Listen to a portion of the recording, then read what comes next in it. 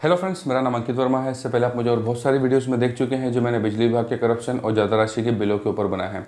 आज हम बात करने वाले हैं कि बिजली कनेक्शन कट होने के बाद आपका बिल आएगा या नहीं आएगा। इसको लेकर के अभी तक हमारे बहुत से कंज्यूमर्स हमारे अलग अलग वीडियोस पे कमेंट्स करके पूछते थे कि अगर हमने बिजली का बिल नहीं भरा हो और बिजली विभाग हमारे कनेक्शन को अगर काट देता है, हमारे मीटर को ले जाता है, तो उसके बाद में हमें बिल आएगा या नहीं आएगा, और आएगा तो किस तरह से आएगा, और नहीं आएगा तो किस वजह से नहीं आएगा।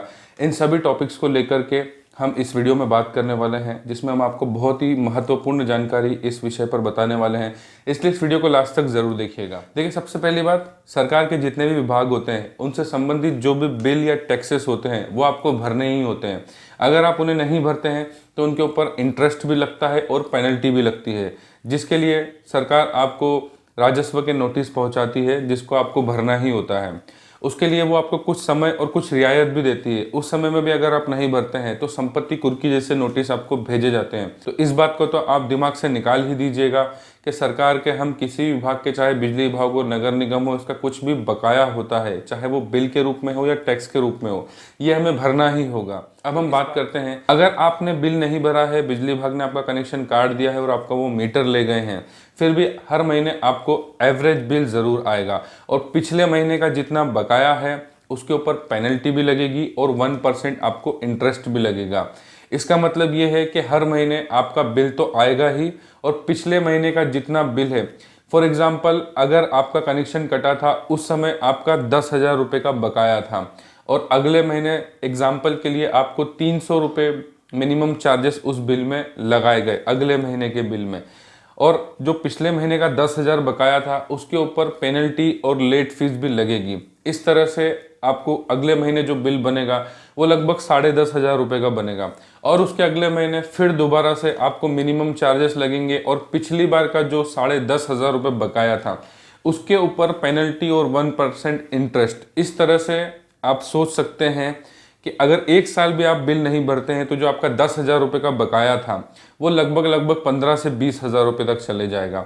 और अगर आप ऐसे ही 5-10 साल तक उस बिल को नहीं भरते हैं, क्लियर नहीं करते हैं, उस कनेक्शन को परमानेंट डिसकनेक्शन नहीं करवाते हैं, तो ये बिल हज़ारों से लाखों में चले जाएगा।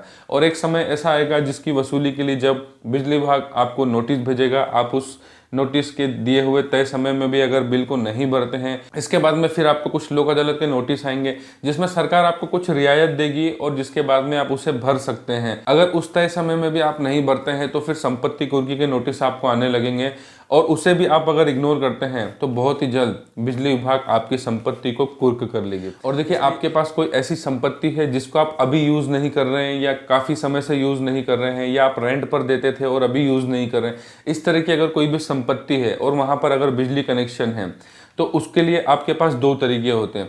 या तो आप उस कनेक्शन का जितना बकाया है उसको भर के आप परमानेंट डिस्कनेक्शन करवा सकते हैं, या तो आप उसको टेम्पररी डिस्कनेक्शन भी करवा सकते हैं। जैसे कि सपोज अभी आप उसको रेंट पर देते थे लेकिन काफ़ी समय से वो रेंट पर नहीं जा रहा है या किसी वजह से, तो उसके लिए आप टेम्पररी डिस्कनेक्शन की रिक्वेस्ट अपने विद्युत जोन पर दे सकते हैं, और जब आपको उस कनेक्शन की दोबारा से ज़रूरत हो तो उसके लिए आप फिर से आवेदन करके उस कनेक्शन को रीएक्टिव करवा सकते हैं। तो ये दो तरीके आपके पास होते हैं। वैसे अगर कोई भी कनेक्शन बिजली का आप यूज़ नहीं कर रहे हैं तो उसे डिस्कनेक्शन करा देना ही ज़्यादा सही होता है। लेकिन जब भी आप नया कनेक्शन लगाते हैं तो फिर नए कनेक्शन के जो चार्जेस होते हैं वो आपको देने होते हैं। अगर आप टेम्पररी बंद कराते हैं तो वो चार्जेस आपको नहीं लगते, ये बेनिफिट होते हैं। तो इस परेशानी के लिए मैंने आपको दोनों तरीके बता दिए हैं। इसमें से जो भी आपके लिए सही है वो तरीका आप अपना सकते हैं और अपने इस बिल को बंद कर सकते हैं। विद्युत उपभोक्ता की जागृति और संरक्षण के लिए हम इस तरह की वीडियोस बनाते रहते हैं, इसलिए हमारे वीडियो को ज़्यादा से ज़्यादा शेयर कीजिए ताकि और विद्युत उपभोक्ता जागरूक हो सकें और बिजली विभाग की लूट से बच सकें।